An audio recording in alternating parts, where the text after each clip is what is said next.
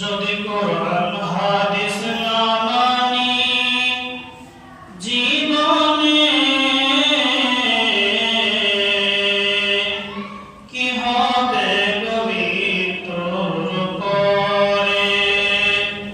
যদি কোরআন হাদিস না মানি জীবনে কি হবে পবিত্র পরে। কবরের মাঝে কি দিব জবাব,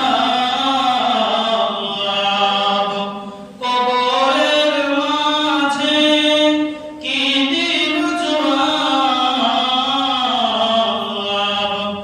মুনকির নাকিরের তরে যদি কোরআন হাদিস না মানি জীবনে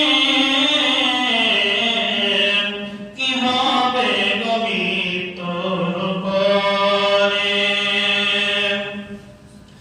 চার মাযহাবকে ফরজ জেনেছি, এক মাযহাবের আমল করেছি।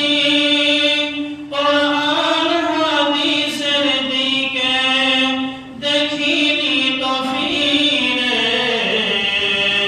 কি হবে পবিত্র পরে। যদি কোরআন হাদিস না মানি জীবনে কি হবে পবিত্র পরে। শ্রদ্ধেয় সম্মানিত আজকের জুমা মসজিদের মুসল্লিগণ, প্রশংসা আছে মহান রব্বুল আলামিনের জন্য যে আল্লাহ সুবহানাহু ওয়া তাআলা আমাদেরকে আজকে